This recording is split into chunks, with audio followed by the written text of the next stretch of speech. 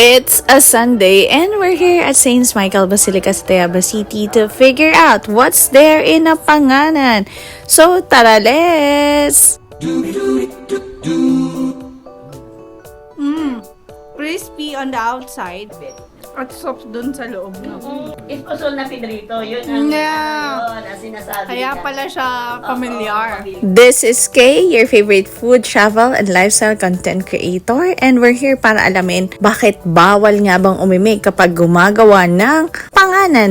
This is episode 1 of Beyond the Taste Buds, and let's find out what's there in a panganan. Tara, eats kapudis. Oops, teka. Saan nga ba nagsimula ang panganan, Nanay Foyds? Pero yung natutunan ng nanay ko ay sa lakawan at sa aking din mga inana. Bata pa lang ako, gumagawa na ang nanay ko. Siya ay yung tuwing okasyon lang gumagawa, tinitinda ba niya ay dito sa Ermita. Yung pagbiyate ko at Biyernes Dolores. Nung una talaga hinahanap siya nung mga, di ba, pag yung biyate ko ay may mga taga-ibang bayan, karatig bayan natin. So talagang noon, hinahanap at maraming ginagawa si nanay. Kumbaga may mga magtitinda rin siya na natutulog. May higit na ipagpatuloy at sa amin, ako na lang ang marunong gumawa nito.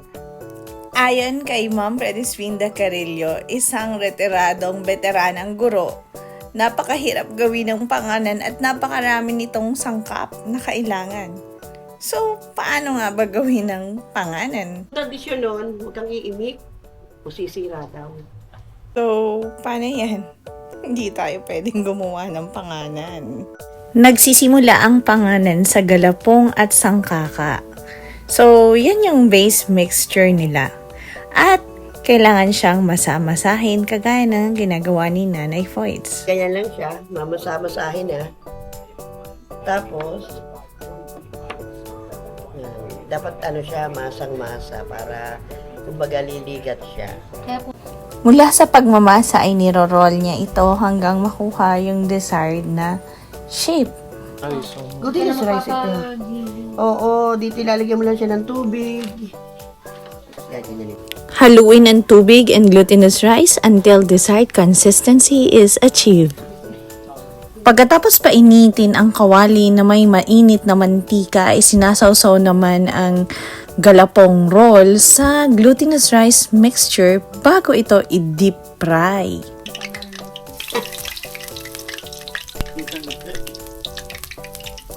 Baliktarin ito at hintayin na magkaroon ng golden brown color. A lighter version of that bago ahunin. Tada! This is our finished product, ang panganan ni Nanay Foy. Ano nga ba ang pinakamahirap na bahagi ng pagluluto ng panganan? Kasi, yung paghahanap ng bigas. Kasi hindi basta-basta lang klaseng bigas yun. Kailangan siya ilaon. Kasi ganun, hindi siya maalsa, hindi mayabok. Ang pinakamahirap na parte nga, dun syempre, yung pagsasangag, matagal. Talagang yung pagkasangag ng bigas, inaabot ako ng 1 oras. Ano ang kaibahan ng panganan sa Tayabas at panganan sa Marinduque? Nung matikman ko siya, medyo siya matigas. Tapos ang nakalagay na ingredients niya is asukal. Siguro yun ang ginagamit lang nila, asukal ang pangtamis. Itong sa akin, sakaka. Tawag ng iba ay panutsa. Paano nga ba nakakatulong ang panganan sa pamilya ni Nanay Foyds? Natutuwa ako at kumbaga natutunan ko dahil yung nanay ko nung may sakit, naisipan ko uling gumawa kasi binabantayan ko lang siya. Kumbaga parang ito ang pamana niya sa akin. Sa pamilya namin, ito ay naging dagdag kabuhayan kasi yung nanay ko ay kumbaga ay masipag siya, ay di kumbaga nakakatulong siya sa aming sa gastusin. So, eto na nga.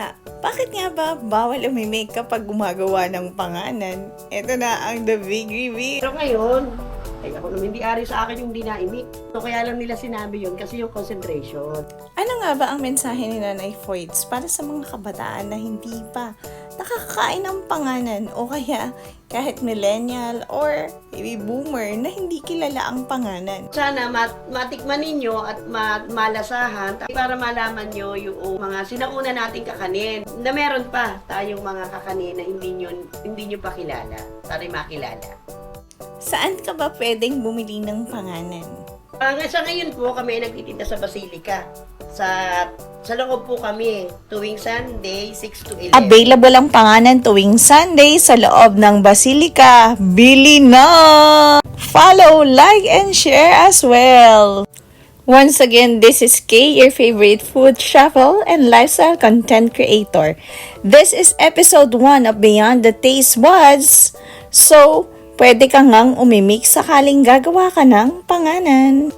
Kung saan sa bawat kagat, mababakas ang makulay na kulturang kaakibat nito.